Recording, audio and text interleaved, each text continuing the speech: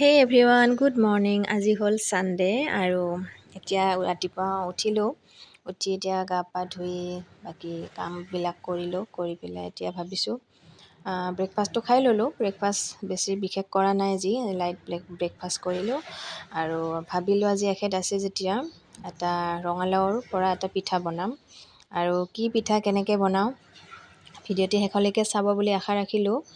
আৰু যোনে যোনে খাই পোৱা নাই এই পিঠাটো, একচুৱেলি চব বস্তু চব জেগাতে প্ৰচলন নহয় যিহেতু, সেইকাৰণে কৈছোঁ। একচুৱেলি মই জনা নাছিলোঁ আগতে বিয়াৰ আগত, কিন্তু আমাৰ এওঁলোকৰ ফালে এইটো পিঠা খুব জনপ্ৰিয় হয় আৰু তেওঁলোকে বিহুত খায় এইটো। কিন্তু বিহুত বহুত গা চা বেয়া আছিলে কাৰণে বনোৱা নহ'ল এইটো। সেইকাৰণে ভাবিলোঁ আজি সুবিধাত মিলি গ'ল যেতিয়া, যোগাৰখিনিও আছে আৰু এখেত আহিছে যেতিয়া, মই ভাবিলোঁ পিঠাটো বনাই দিওঁ। আৰু সেইকাৰণে ৰেচিপিটো শ্বেয়াৰ কৰিম বুলি ভিডিঅ'টি বনালোঁ। ভিডিঅ'টি ভাল লাগিলে সকলোৱে লাইক আৰু শ্বেয়াৰ কৰি দিব। এতিয়া তাৰ কাৰণে লৈছোঁ ৰঙালাওখিনি বইল কৰি লৈছোঁ। বেছি নবনাওঁ কাৰণ খোৱা মানুহ বেছি নাই যিহেতু বেছি নবনাওঁ।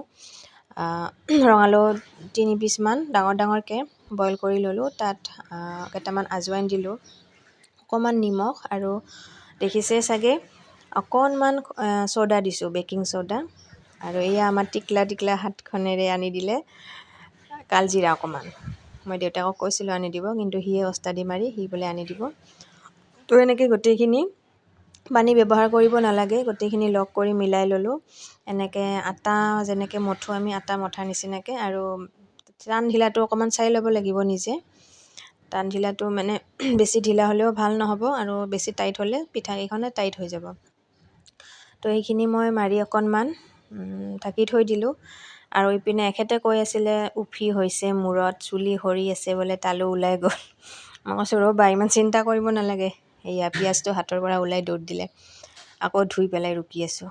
মই ক'লোঁ ৰ'বা, ইমান টেনশ্যন ল'ব নালাগে, মই আছোঁ যে, মই ঠিক কৰি দি আছোঁ ৰ'বা বুলি কয়। এইফালে অকণমান তাড়াতাড়িকৈ পিঁয়াজ অকণমান ৰুকি ল'লোঁ।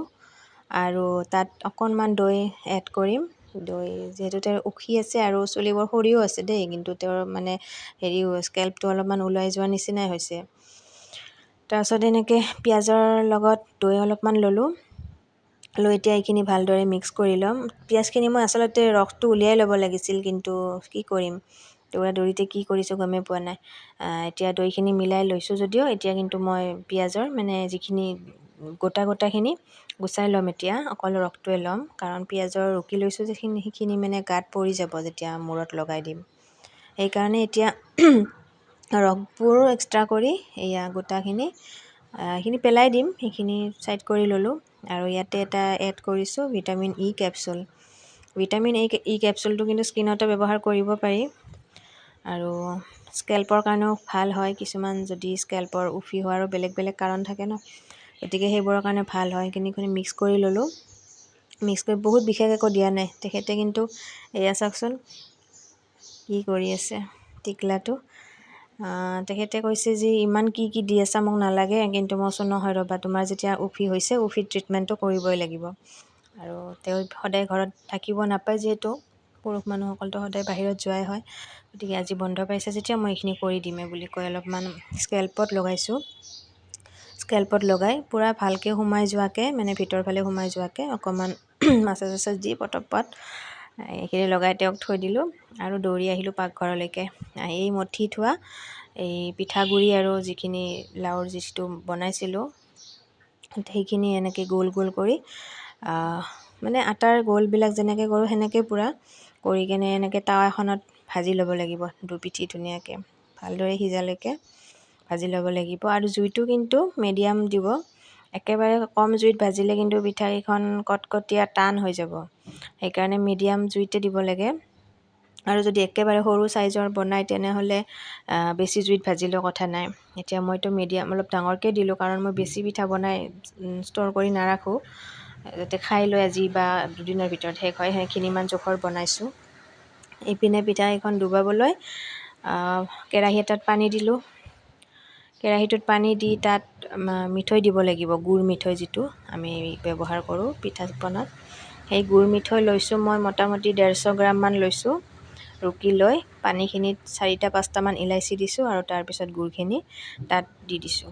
আৰু সেইখিনি ভালদৰে উতলিব লাগিব। গুড়খিনি উতলালৈকে আকৌ ইপিনে কেইখনমান পিঠা বহাইছিলোঁ, পিঠা কেইখনো ভাজা হৈ গ'ল। আৰু এতিয়া গুড় উতলি আহিলে তাত আমি পিঠাকেইটা দি দিম। এয়া আৰু এনেকৈ 5 মিনিটমান মই উতল আহিব দিছোঁ। কোনে কি ধৰণে বনাই কমেণ্টত জনালে ভাল পাম, কাৰণ মই এইটো বস্তু মানে বিয়াৰ পিছতহে শিকিছোঁ। মই আমাৰ মানে মাৰ ঘৰত এই বস্তুটো নাই, আমাৰ সিফালে মানে আমি খায়ে পোৱা নাছিলোঁ। তো সেনেকৈ বস্তুখিনি বনাই আছোঁ। আৰু এতিয়া বাজিছে 11:30মান বাজিছে। আকৌ দুপৰীয়াৰ কাৰণে ভাত বনাবৰে হ'ব এতিয়া। তো এইখিনি বনাই আছোঁ এনেকৈ।